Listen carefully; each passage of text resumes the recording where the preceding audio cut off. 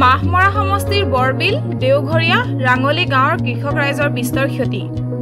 চৰকাৰ আৰু বিভাগীয় কৰ্তৃপক্ষৰ ওপৰত ক্ষুণ্ণ কৃষক ৰাইজ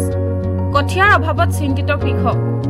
যোৱা কেইবাদিনো ধৰি একেলেঠাৰিয়ে অহা বৰষুণৰ ফলত চৰাইদেউ জিলাৰ মাহমৰা সমষ্টিৰ টিফুক নদীৰ বাঢ়নী পানীত বৰবিল দেওঘৰীয়া ৰাঙলী গাঁৱৰ কৃষিভূমিত বিস্তৰ ক্ষতি সাধন হয়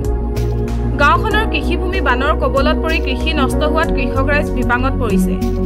গাঁও কেইখনৰ কৃষক ৰাইজে কঠিয়া ৰোৱাৰ পাছত হজাল ধৰি আহিছিল যদিও সপ্তাহ দিন ধৰি পানীৰ তলত ডুব যোৱাৰ ফলত যথেষ্ট ক্ষতি সাধন হয়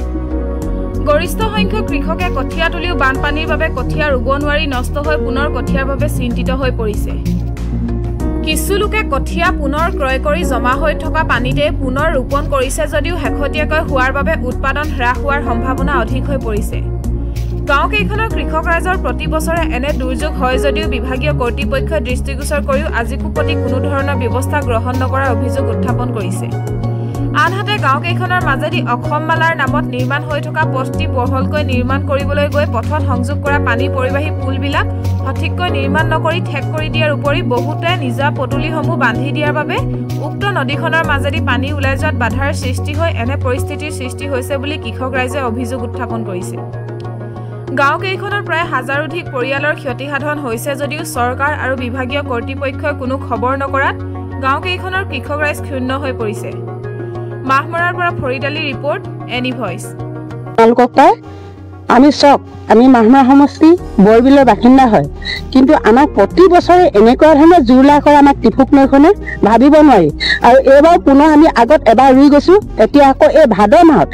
নিজ গুৰুজনাৰ তিথিকেইটাত আমি নামঘৰত থাকিব নোৱাৰি কাৰণ পথাৰত থাকিবলগীয়া হৈছে পথাৰত থাকি আজি আমি আকৌ পুনৰ ৰুবলগীয়া হৈছে আমাৰ বহুত কষ্ট হৈছে আৰু আমি কোনো চৰকাৰী সহায় সুবিধা পোৱা নাই কাৰণ কেলে আমাক কোনো চৰকাৰে আমাক কৃষি বিভাগে হওক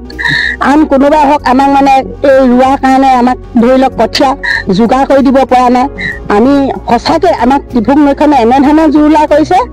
আপোনালোকক আমি কি ক'ম আৰু ক'বলৈ বাট নাইকিয়া হৈছে পুনৰ প্ৰতি ঘৰৰ মানুহে আমাৰ দ খেতি কৰোঁ আমি এই দ খেতি প্ৰতিবাৰে মাৰি থৈ যায় আৰু কিন্তু কোনোদিন আমাৰ কৃষি বিভাগ আহি পুনৰ ঘূৰি যায় আমাক একো সাহায্য নকৰে কাৰণ কি ইয়াত আছে আমি সেইখিনি নাজানো আপুনি দুৰ্গতসকলৰ ওচৰলৈ অহাৰ কাৰণে নিউজ চেনেলক মই ধন্যবাদ জনাইছোঁ প্ৰথমতে আমি চৰাইদেউ জিলাৰ মাহমৰা সমষ্টিৰ ৰাঙলী দেওঘৰীয়া গাঁৱৰ বাসিন্দা আমাক 1975 চনতে চৰকাৰে আনি এই দেওঘৰীয়া বনাঞ্চলত আমাক সংস্থাপন দিছিল অতি দুখৰ বিষয় তেতিয়াৰ পৰা আমি 4 বিঘা মাটিৰে ইয়াত প্ৰতিটো পৰিয়াল আমি যথেষ্ট কষ্টৰে জীৱন নিৰ্বাহ কৰিবলগীয়া হৈছে তাতে ইতিমধ্যে আৰু সমস্যা কিছুমান আমাক দেখা দিছে লগতে এতিয়া বৰ্তমান এই ওচৰতে থকা টিপুং নদী আমাক বছৰি অলপ ক্ষতি সাধন কৰেই লগতে অসম মালাৰ নামত আমাৰ যিটো এতিয়া ৰাস্তা নতুনকৈ আমাৰ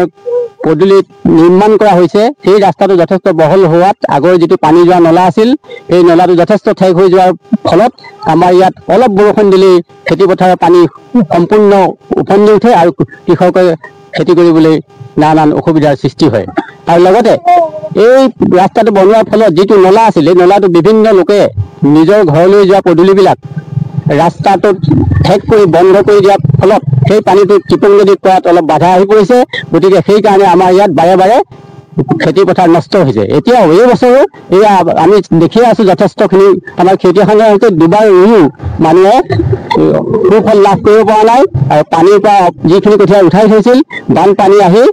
বৰষুণতে পানী ফুলি গৈ সেই কঠীয়া তোলা কঠীয়া গেলি গ'ল আৰু যথেষ্ট এতিয়া কঠীয়া পাবলৈ নাই গতিকে দুৰ্গত লোকসকলে যথেষ্ট ক্ষতি সাধন হৈছে আৰু লগতে আমাৰ ওচৰৰ এইখন 1903-4 চনতে সংস্থাপিত প্ৰতিষ্ঠা কৰা এখন ৰাঙলী বৃহৎ এটা এৰিয়া আছে সেই এৰিয়াৰ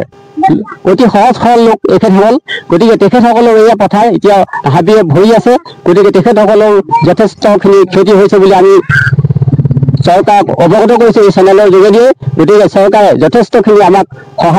সহযোগ কৰি আমাৰ এই দুৰ্গত পৰিয়ালসকলক অলপ সকাহ দিব বুলি আমি ধন্যবাদ জ্ঞাপন কৰিছোঁ কঠীয়া আমি এতিয়ালৈকে একো পোৱা নাই কোনো চাবলৈও খবৰ ল'বলৈও অহা নাই এতিয়ালৈকে গতিকে ইয়াত যথেষ্ট পৰিয়াল আছে ৰাঙলী বা দেওঘৰীয়া এইখিনিত যথেষ্ট 500-700 পৰিয়াল ইতিমধ্যে ক্ষতিগ্ৰস্ত হৈছে পানী সাগৰৰ লেখীয়া সৃষ্টি হৈ আছে বগা হৈ আছে পানী আৰু বোৱা মাটিকে আকৌ হাবিৰ সৃষ্টি হ'ল। গতিকে ৰোৱা মাটিকে ৰুবলৈ যিহেতু কঠীয়া নাই, এতিয়া কঠীয়া পাবলৈ সময় তাকৰীয়া হৈ গৈছে। গতিকে মানুহে অলপ জৰাজীৰ্ণ অৱস্থাত দিন কাল